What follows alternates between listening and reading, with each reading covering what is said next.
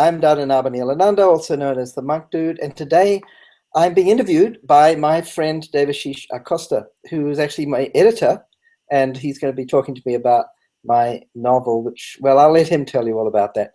I just wanted to make sure you know who he is, because you probably know me if you follow my blog, but you might not know Devashish yet. You soon will. Well, Dada, thanks for inviting me here for this little literary hangout. I'll start off by reading a short description of the book, which actually can be found on the back cover. So in Book 1 of the Microvita Tree, the intrepid Dr. Dogalog travels to Earth in the 14th century to recover the last remaining seed of the Microvita Tree in the long submerged ruins of Atlantis. If he can find the seed and replant it, this magical tree, when it blossoms, will release a flood of spiritual energy that will transform the planet, ushering in a golden age of enlightened consciousness. But the only ones who know how to find Atlantis are Nefarious, the evil wizard, and Joe, the most fearsome dragon in the universe. So I think I'd like to start out with just your reaction to some of the reviews you've gotten so far. And from what some of the ones I've read here, we've seen a little bit of mixed reviews. One glowing review from Douglas Adams, the author of The Hitchhiker's Guide to the Galaxy. And Mr. Adams says, if I was still alive, this is the book I would love to have written. So, very nice. And however, William Shakespeare says they'll publish anything these days. So what do you think about the reviews you've gotten so far? How's the reaction to the book been? Well, of course, if you're going to have reviews, they should be from famous people, even if they're not alive anymore. So yeah, we had a bit of fun making those ones up and attributing them to some of our favorite dead authors. Douglas Adams, of course, I'm a big fan of his writing, Hitchhiker's Guide to the Galaxy series. And, I guess the reason that we chose him and some of those others to pick on was because I'd kind of like to be able to write like them.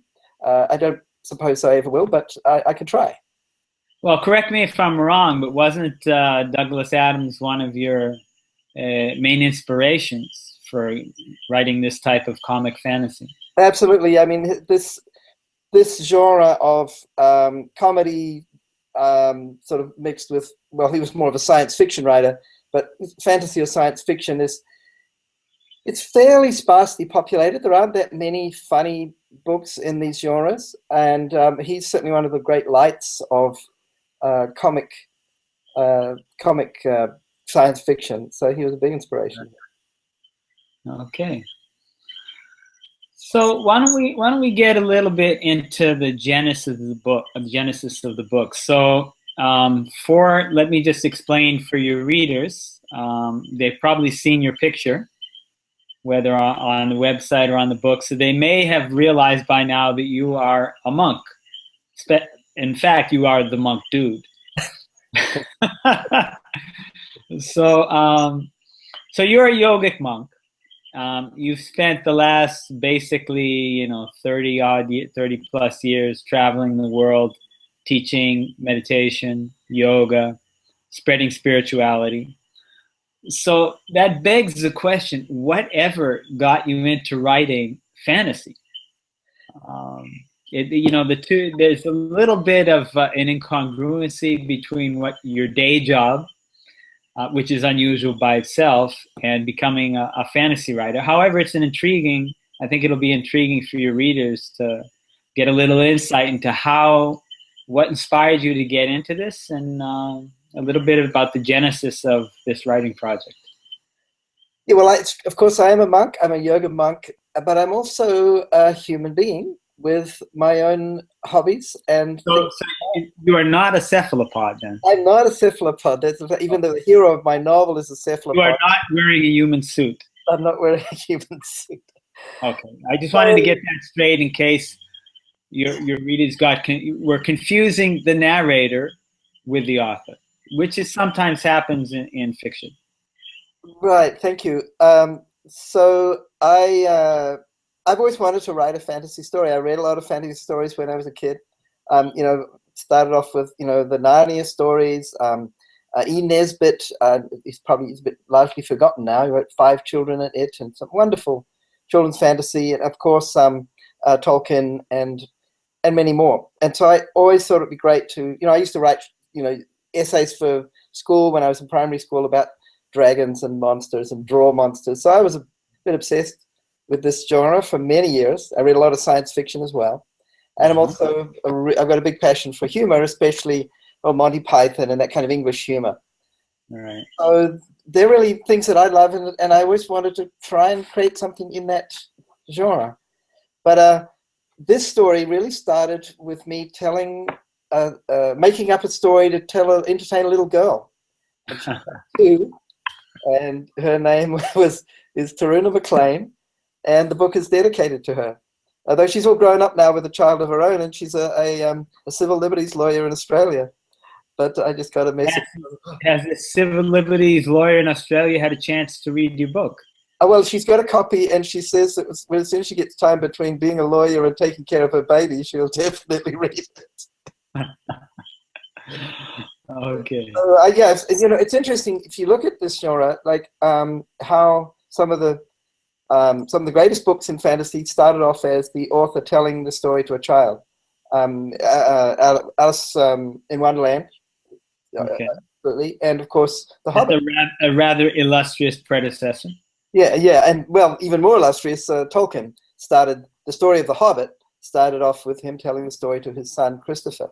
Wow. Okay. And out of the blue, he just came up with this line. He said, "In a hole there lived a hobbit." He had no idea what the story was going to be about. And what was the first lines that came to you when you told this story to Taruna?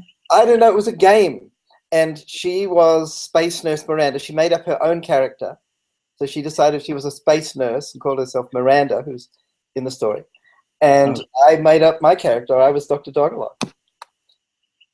And I remember you telling me once where you got this name Dogalog from. Something to do with your mother and really, it's pretty nuts.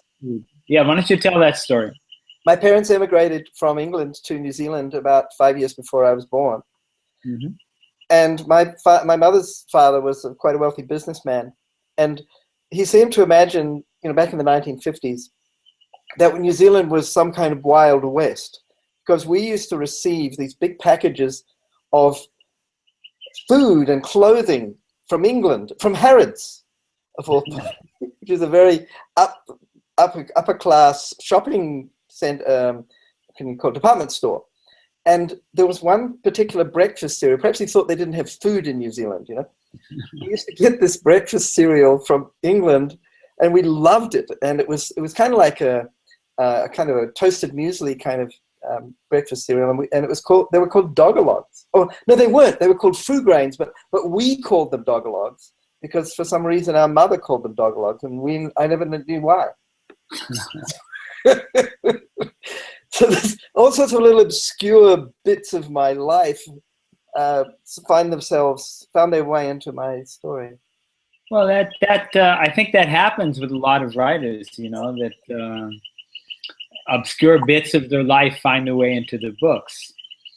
But maybe we'll get back to that if we find any other interesting bits of your life that have gotten to this book. So you said that was if she was a young girl and she's now a civil liberties lawyer with babies of her own, then this was probably quite some time ago that you started telling this story. This has been a very long process. That was it must have been 1977, I think, when I started playing this crazy game with this little girl, and that was some time ago. But now, to give you a little idea of the 38 years ago, just to be, you know, precise. Yes. Now, it wasn't that I started writing the book then. That was just with the inception of the characters. Maybe 20 years after that, I was traveling a lot, and to entertain myself, I started writing some short stories whilst on the plane. And I started writing about this character, Dr. Dogalog and Space Nurse Miranda, and I started adopting some other characters based on some of our friends, people you know, actually. So I started writing some short stories, and then that went on for quite a few years. Just they weren't really connected. They were just, I didn't have a clear idea of a plot.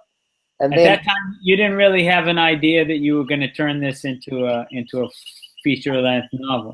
not really. I was just kind of keeping myself entertained. Though I had a suspicion that the stories were all connected. So I thought, yeah, maybe one day, but I wasn't clear about it. But then at one point, I was very ill. I was in Malaysia, and I was in this terrible hospital because I didn't have any health. The one time I didn't buy travel insurance, I got sick. So I ended up in this government hospital, and they, without telling me, they put me on a pethidine drip. Now, pethidine is a very powerful opiate, and I haven't taken drugs since I was 20.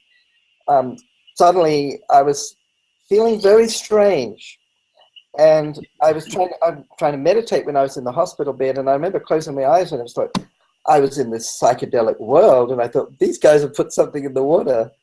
And it was during that time, those few days, that actually the plot of the whole story became clear, of the mission to find the microvita seed.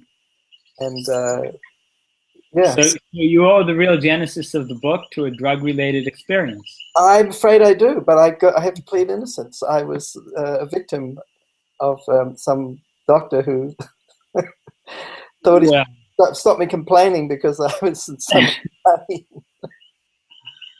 Okay, well, we won't hold that against you, you being a yogic monk and all. Thank you. But it changed a lot. That was just the inception, but that really was when the plot sort of became, you know, some sort of overall plot.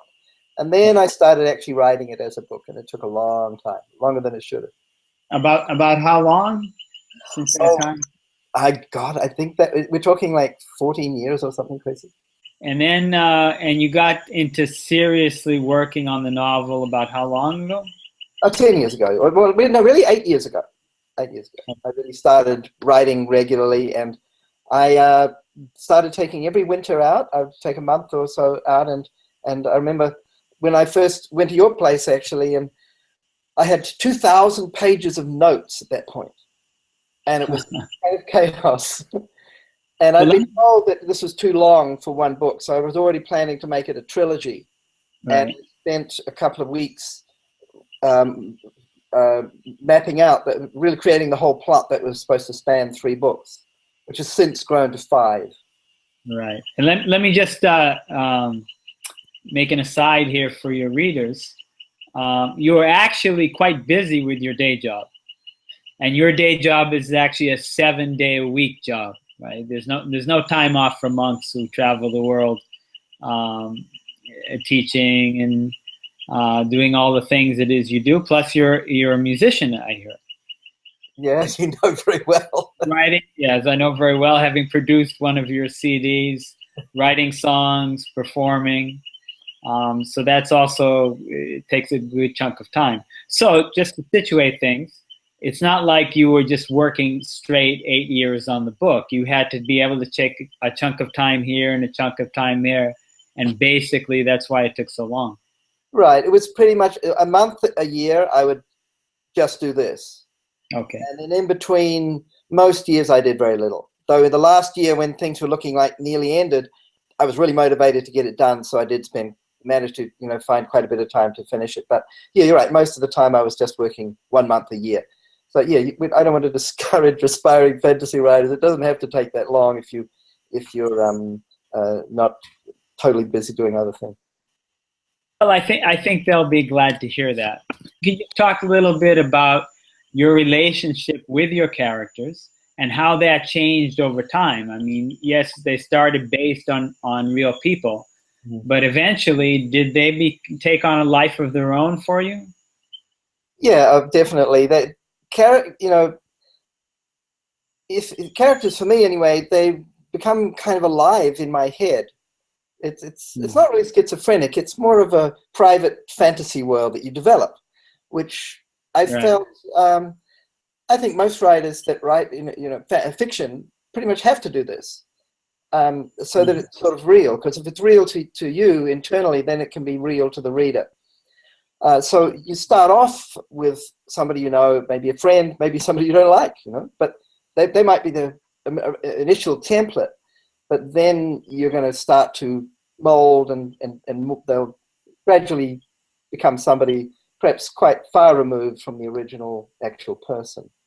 Let me ask you a little bit what kind of advice you would give to aspiring writers who are interested in the fantasy genre, which is perhaps, you know, the most popular genre nowadays. What advice would you give them based on your experience over these past years writing your first novel, for how to and how not to write a fantasy epic? Okay.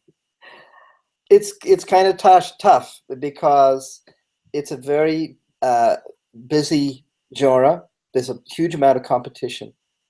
So the biggest challenge is to be original. And I've seen too many pale imitations of Tolkien to want to even try and write one of those, you know, sort of elves and dragons, serious type fantasy story. You've got to come up with something really, really different. And a few people have achieved that, of course, quite a number of people. I think probably Ursula Le Guin's one of the most outstanding. Right. But, you know, she has dragons, she has, you know, this kind of wizards and magic, but her stories are fantastically original and you know, brilliantly executed. So she, you know, there are a number of examples. It's possible. But so my first warning would be, you know, steer as far as possible away from trying to write another Lord of the Rings or similar. The other thing I think is important is read a lot of fantasy, actually. Now, some people are a bit afraid of that because they think they're going to end up imitating it, but there's a kind of language of the fantasy genre. Now, in my book, I make fun of it sometimes, and I've seen other fantasy humor writers do that, but you can only do that if you really know the language of the genre. So you need to be familiar with the genre. You need to be familiar with what different things people have done. Stephen Donaldson's pretty original as well, though I'm not a huge fan of him, but he's original.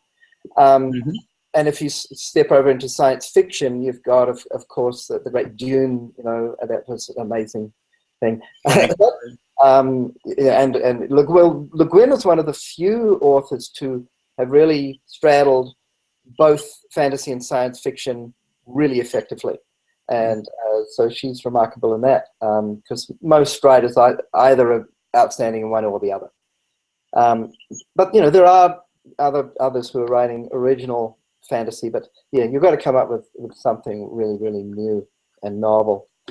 But you can still use elements from the genre, because that's what makes it, you know, a story belong in that genre. So it might be medieval type setting, it might be on this world or another world, but, you know, there's typically people are fighting with swords, not laser guns. That would make it science fiction. Right. So there are kind of traditions within the genre that, you know, it's fine to adopt, but just be very, very wary of imitation. What was the second part of your question, sorry? Well, advice that's sort of advice how not to write a fantasy, right. Stay away from imitation, and maybe some of the things that you've learned as far as technique, Sure. You know, organizing your time, that sort of thing. Yeah. Well, the thing you know, I got to tell people a bit about how your role in this. So, well, I mean, I was thinking a little bit. You made, you know, from what I remember, a few errors along the way, like shifting point of view when you shouldn't. You're on thin ice here, my friend. Okay, so point of view is a tricky thing, especially. Well, let me explain my writing background. So I've written a nonfiction book, and it's in its third edition. And during the process of writing that, I learned how to write nonfiction reasonably well. Writing fiction is something different. It's kind of like switching from classical to jazz. So it's a whole new skill that you have to learn. And the whole thing of developing a plot. I mean, it's completely different than writing a book about meditation. You're making up a story, and it's big. I mean, a novel is pretty long, at least 70,000 words. Mine's 100,000 words. It's a little long. Some are longer, but, you know, it's a very big canvas, and to keep that all in your head is pretty much impossible. So there are different techniques for mapping out your plot. I actually used physical sticky notes. I sat down and wrote every scene on sticky notes and organized them into a sequence.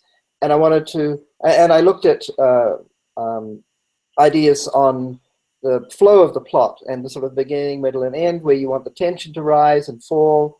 Once you've climax, you should basically finish it without dragging it out too long, which even some of the greatest masters have done that. But if you're a new writer, you can't break those kind of rules. You won't pull it off. Right. The same. So your plot, study some good mentors on plot structure, and really learn from those, because the kind of rules or guidelines rather than rules they come up with usually make some sense. As far as point of view goes, the same applies. Point of view is tricky at best. Don't try anything experimental if you're a fairly new writer. Switching point of view and unorthodox points of view are really, really difficult to pull off. I don't feel ready for that at all, and you don't need to in this genre. You're not trying to write literary fiction. You're trying to write a story that entertains, hopefully inspires, or whatever your objective is. But you want to create a fictive dream, and the point of view is critical to that, because the reader has to feel that they're in your world. And in fantasy, that's tremendously important, because it's very much about creating a world that's a kind of alternative to the real world. So your point of view, the eyes through which your reader is going to see the story and experience the story, is very, very important. So I've actually chosen 2 points of view in my story, in a sense, because it's a story within a story. And this is fairly orthodox. What you're talking about here is you used a framing device. Exactly. Yeah. Okay. And why don't you explain just briefly what your framing device is for this book? Sure. So Dr. Dogalog is the alien cephalopod. He's traveling. The cephalopod, for our less marine educated readers, is? Okay. Yeah, well, not everybody knows what a cephalopod is. Not everybody is a marine biologist. Right. So, it's simply the family of mollusks, the subfamily of mollusks that includes octopuses, squid, cuttlefish, and nautiluses. So an alien cephalopod is your classic alien with tentacles and eye stalks and really squishy and kind of weird. So my alien cephalopod protagonist, or hero, is traveling back to Earth on his spaceship in the 20th, or in present time, you can say, roughly. Okay. Telling the story of his first journey to Earth to the little girl who's a human. She's 7 years old. And that would be Space Nurse Miranda. That's Space Nurse Miranda. So you open the story where he's telling her, they're talking and he's telling her the story, but most of the time it's him telling the story in the first person. So when they're in the spaceship, Dr. Dogalog said such and such, and Miranda said, oh, really? So that's in the third person. Mm-hmm. Right? But when he's telling her the story, which is the bulk of the actual novel, you go into that world of the story that he's telling to the little girl, and you're seeing it through his eyes. Right. It's a little bit similar to the Never-Ending Story film. Okay, yeah. Similar framing. And you'll find that in some other fantasy stories where I think there's another one, is it something about a princess or something, where somebody's reading the story to the child and then you're in the story. Okay. So it's a common device in this genre, and I think it's pretty friendly to this genre. Mm-hmm. And I think also it gives you some scope for your flexibility for your future books as well. Well, exactly, because that's this journey that they're going on takes 3 books. I mean, during that journey, he's telling the story to Miranda, and that takes up the first 3 books, and then the last 2 books is when they land on Earth, and what happens in the present day. The last parts of the story. Now, do you already have a basic idea for what's going to happen then in each of the 5 books? Yes. Though the further out it is, the less clear it is. So books 4 and 5 I've got bits. I've actually written the climax. There's pieces that I've written, and I've got an idea of what happens, but it's very broad. Also rough. Book 2 is very clear because I've already kind of written the second draft. And then book 3, I've got quite a lot of stuff written. There's more to it, and that's going to have another point of view in a way, because that's actually probably going to be told. Well, it's at least about Lucifer, the other character, rather than about Dr. Dogalog. Okay, and Lucifer, of course, is based on our friend Satya. So he's Dr. Dogalog's friend, who's extremely weird. Yeah, curious name you gave him, Lucifer. Yeah. Saint Lucifer is his name. It was a bit of a slip up at the Vatican. I think they forgot that one of their less respected characters shared that name. So seeing that it took you 8 years to write the first volume of this 5-volume series, basic math tells us it's going to be 40 years before we're done. However, realistically speaking, when can we expect the next book to be out? Okay. And what is the title of the next book? The next book's probably, the working title is The Way of the Banana. I think I like that one. Book 3 is going to be called the Detox Clinic from Hell. Okay. And book 4, I'm not quite sure about that one. The last one I know is called The Battle of the Orange Dog. Right. That title I really like. I think I'm going to that one. I'm very happy with. But I don't think it'll take 40 years, because I don't really expect to be alive in 40 years' time. I'll be 100. In 40 years' time, I'll be 100 years old. I mean, it's possible. People live to 100, but I really don't think it'll take that long, because what I've done in the last 8 years is not just write book 1. I actually wrote book 2 as well, up to the second draft. So that should be ready next year, in 2016.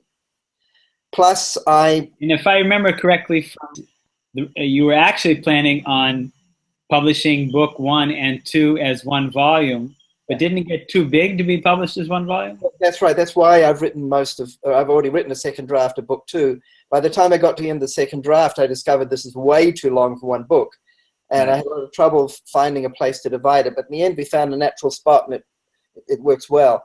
Book 2 is already, in well advanced. Plus, during these 8 years, I was learning how to write fantasy, and that took me an awful lot of time. And that's a huge part of the job. You're learning how to write in the genre. So now that I've got some proficiency in that, then it's much easier for me to write the ensuing volumes.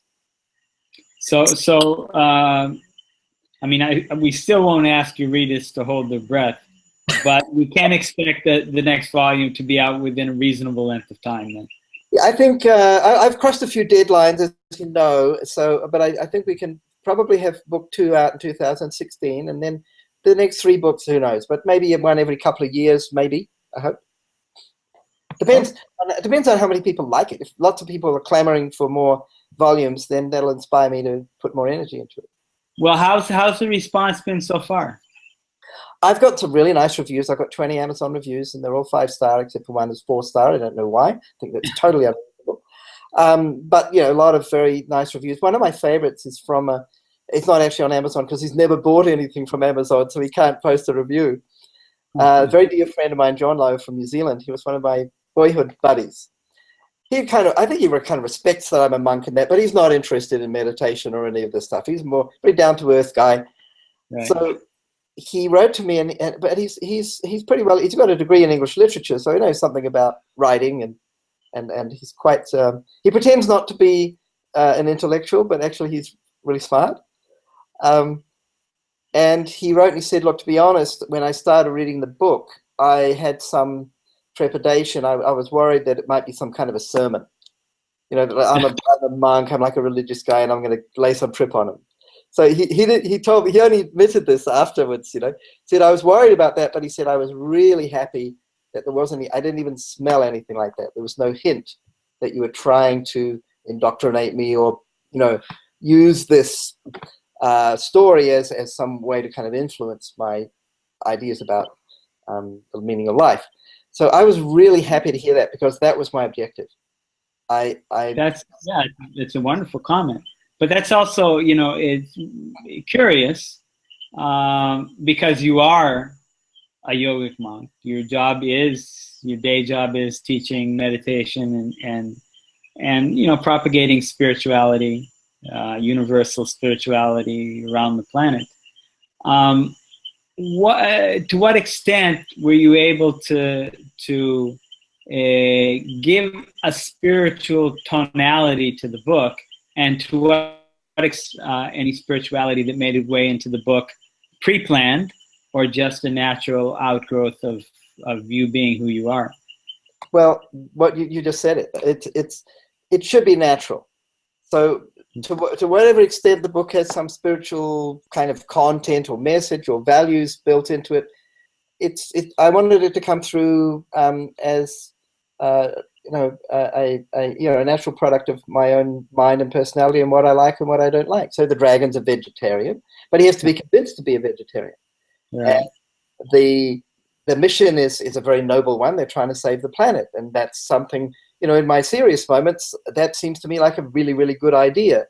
The characters that I kind of like, whose personalities I like, they have qualities that I genuinely admire, like loyalty and courage and warmth and humor and all these things. So Yeah. it is an expression of what I hold dear and all of that, but it's at the same time, it's a story. And it's firstly a story, which I want people to enjoy and be drawn into, and feel something of what I felt whilst writing it, which I have to say was a tremendous amount of joy. Well, I think the readers who read this will be able to feel that, because it's a very positive, very upbeat book, as you would hope. I mean, there are types of comic writers who are very cynical, but that's definitely not the case with your book and your writing. Just to continue a little bit more on this thread, let us say mining the hidden spiritual content in the book, the non-pre-planned natural outgrowth of you being who you are as you wrote content. Can you talk a little bit about the title? Because that's not something that most readers are going to be familiar with, Microvita. All right. And exactly what is the Microvita tree? Sure. So the whole series of 5 books that's planned is called the Microvita tree. Is that a quintuplet tree, or what is that? I know what a trilogy is 3 books. I don't know what a 5 series is, but I think it's just a series. Okay, so the series of 5 books. The whole series is called the Microvita tree. So this book, volume 1, is called Real Dragons Don't Cry. So the Microvita tree, as you read in the synopsis, is this magical tree that, well, I'll tell you a bit more about it. Only one can exist on a planet at a time. And when it matures, after about 1,000 years, when it blossoms, it releases all of this kind of positive energy, or kind of spiritual energy, which transforms the atmosphere of the whole planet and changes people, so that it kind of ushers in a spiritual age, or a golden age. Okay. So obviously it could be seen as a metaphor for the advent of a great spiritual personality. That's really what it's about. Really want to know. Okay. So, the Messiah got turned into a tree. All right? Got it. Now, was that in any way inspired or influenced by the Narnia books, and what's his name? Aslan? Who was Aslan, yeah, Aslan. Aslan the lion in right. He's the Jesus figure, of course, from very thinly disguised. Very thinly disguised. Aslan is Turkish for lion. That's where he got the name from. Okay. So yeah, he's very obviously that's an allegory. If you read The Lion, the Witch, and the Wardrobe, and then you read the New Testament, it's the same story. Okay. And when I was my older brother, he pointed this out to me when I guess I was 8 or something, and I hadn't twigged to it, but he's older than me and smarter, so he said, "Oh yeah, this is just the same story as the Bible." Now at that point, I didn't really like Christianity, and I felt that I'd been deceived, and I really didn't like that. And so when I was reading something of Tolkien's work, he wrote a book called I think it's called On the Writing of Fairy Stories or something like that. A famous essay that he wrote. He was actually indirectly critical of C.S. Lewis and his allegorical Narnia stories. I mean, he didn't name C.S. Lewis; they were very close friends. But actually, he was criticizing C.S. Lewis if you read it closely.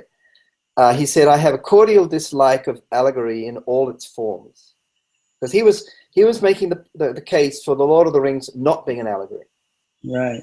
Many people were arguing, they'd try and say, what is Lord of the Rings really about? Is it about the Second World War? Does the ring represent the atomic bomb? And Tolkien pointed out that this, even if that was true, it makes no sense.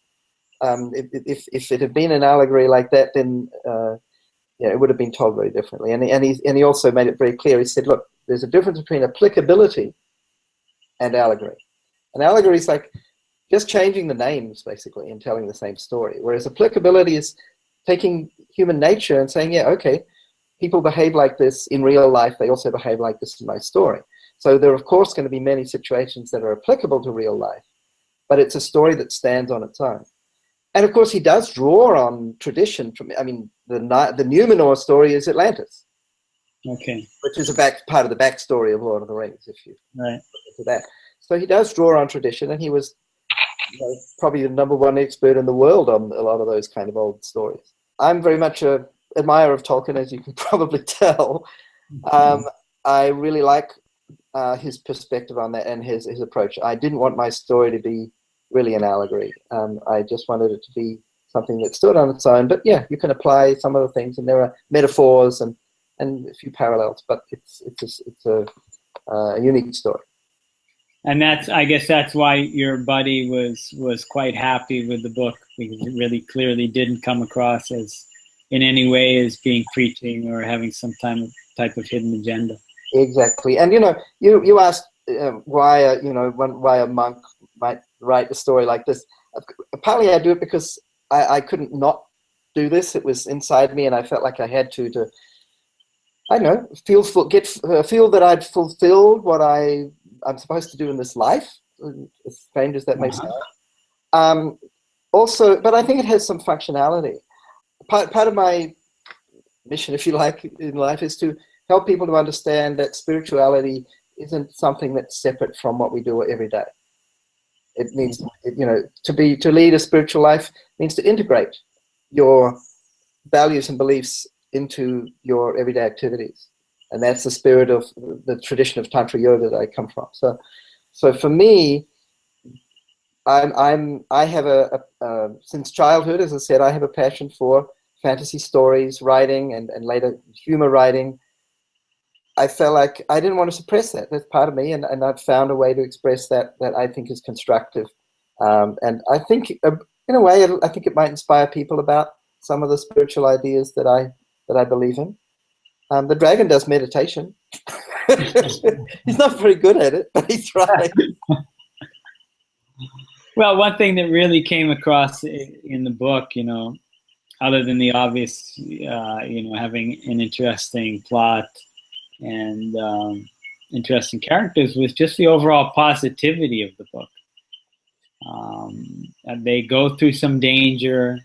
You've got crisis and all this stuff, but there's a kind of general sense of positivity and optimism, and I think that does come from the author himself.